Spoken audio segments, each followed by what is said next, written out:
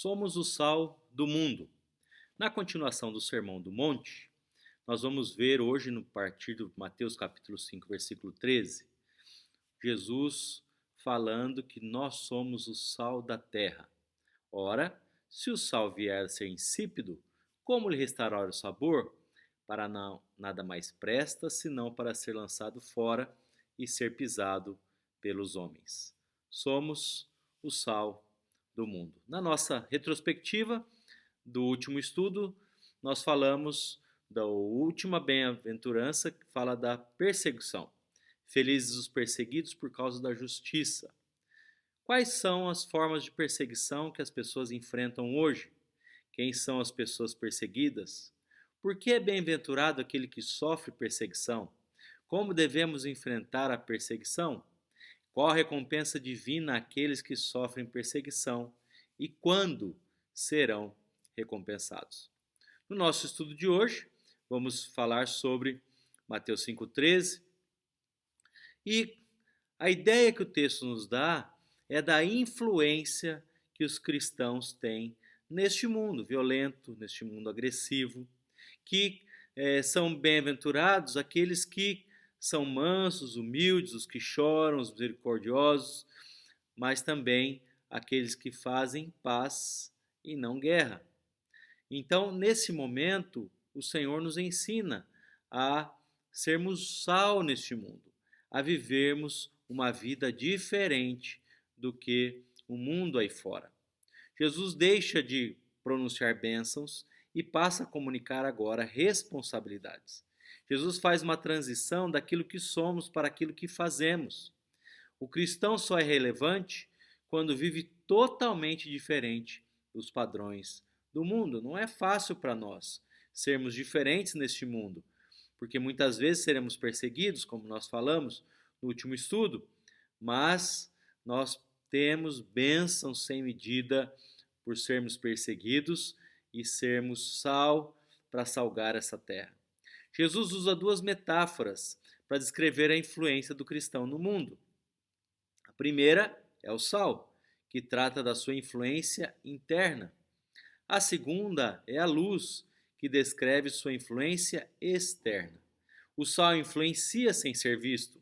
A luz influencia sem deixar de ser vista. O sal influencia ao infiltrar-se. A luz influencia ao irradiar-se.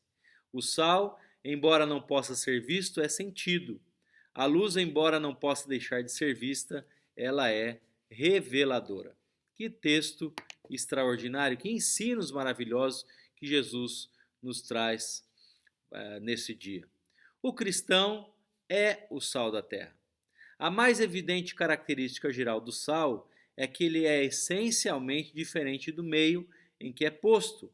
Seu poder está precisamente nessa diferença. Como o sal da terra, o cristão precisa viver diferente neste mundo. Nós temos alguns detalhes que são importantes. Em primeiro lugar, com respeito ao sal, é que ele é antisséptico e inibe a decomposição. Quando Jesus proferiu esse discurso, não havia refrigeração. A única maneira de preservar os alimentos da decomposição era o uso do sal. O sal impede que os alimentos estraguem. Ele preserva os alimentos. Ainda hoje apreciamos a carne do sal. Como é bom um churrasco com uma carne temperada com sal. O sal preserva e dá sabor. A presença do cristão no mundo refreia o sal. E eu me lembrei agora de uma situação, quando eu era pequeno, eu fui na casa do meu avô e eu vi uma leitoa lá e estava cheia de sal. Porque o sal conserva, eles não tinham geladeira naquela época, faz muito tempo mesmo. Mas a gente percebe a importância do sal, né? Como que é precioso para nós. E o cristão tem esse papel de ser antisséptico no mundo. Sua influência impede que o mundo deteriore a sua galopante corrupção. Uma das tarefas do cristão é impedir que o mundo se autodestrua. Os discípulos são chamados a serem purificadores morais, em um mundo em que os padrões morais são baixos, instáveis ou até mesmo inexistentes. Não somos chamados a ser o mel deste mundo, mas o sal da terra. E o sal precisa ser esfregado na carne.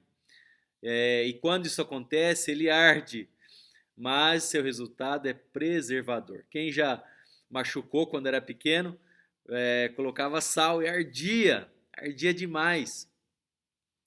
Mas o sal ele preserva, ele conserva. O cristão não é sal só no saleiro. O sal no saleiro não faz diferença, mas ele é sal da terra. O sal precisa entrar em contato com aquilo que deve ser salgado para exercer o seu papel. O cristão não influencia o mundo isolando-se dele, mas entrando em contato com ele, sendo diferente dele, penetrando nele sua influência saradora, curadora. Muitas pessoas, ao se tornarem cristãs, isolam-se das outras pessoas, trancam-se numa estufa, numa redoma de vidro e se tornam sal no saleiro. Elas não se representam, não se inserem, não influenciam, não salgam. O cristão ele precisa estar inserido na comunidade para fazer a diferença. Muitos se tornam antissociais e até anti-espirituais. Ninguém pode acusar a carne fresca de deteriorar-se. Ela não pode fazer nada. O ponto importante é onde está o sal. Outra situação interessante que aconteceu é quando alguém se converte, a pessoa se torna aquele crente chato. Ele incomoda, ele só fala de precisa ir para a igreja. E o que Jesus está nos ensinando é que nós precisamos fazer a diferença nesse mundo. Sermos sal e luz neste mundo. Porque o sal, ele dá sabor. Então o crente, ele dá sabor à sociedade. Ele muda uma sociedade. Você já pensou quando come uma comida sem sal? É insosso, é ruim, não tem sabor. O sal tem o papel de dar sabor aos alimentos. Torna o alimento agradável. O mundo está cansado do seu próprio pecado. O pecado cansa, o pecado adoece, o pecado escraviza. A presença do cristão no mundo reflete nele a glória de Deus e revela às pessoas uma qualidade de vida extraordinária. É mostrar ao mundo que a vida com Deus é prazerosa e demonstra que só na presença de Deus há alegria, há delícias perpétuas, como diz a palavra. É importante ressaltar que se a comida sem sal é intragável, uma comida com excesso de sal também é insuportável. Então, o cristão não foi chamado para condenar o mundo, mas para demonstrar o amor de Deus e chamar as pessoas ao arrependimento para alcançarem a fé salvadora. O sal também, ele provoca sede. Quando você come uma comida com muito sal, isso te dá sede. O sal provoca isso nas pessoas. Vivemos num mundo caído, onde as pessoas não têm sede pelas coisas espirituais, não têm apetite pelo pão do céu. E a presença do cristão no mundo deve provocar esse interesse pelas coisas de Deus. Em quarto lugar, o sal serve para conservar a salinidade. A eficácia do sal, ela é extraordinária porque o cloreto de sódio, ele é um produto químico muito estável e resistente a quase todos os ataques. Mesmo assim, ele pode ser contaminado por impurezas, tornando-se então inútil e até mesmo perigoso. O que perdeu a sua propriedade de salgar não serve nem para adubo. É óbvio que a salinidade do cristão é o seu caráter transformado pela graça, conforme descrito nas bem-aventuranças.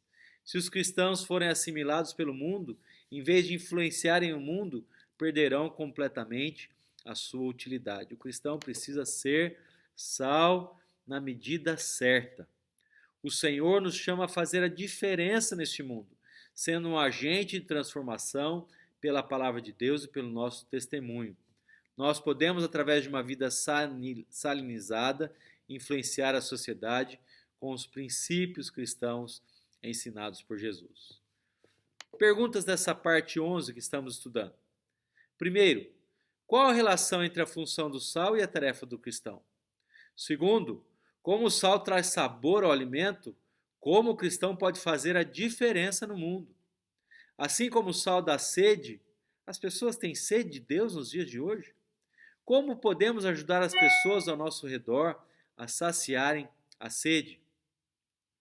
Como podemos ser sal, dar gosto e não deixar influenciar ou até mesmo não apodrecer nos ambientes em que vivemos?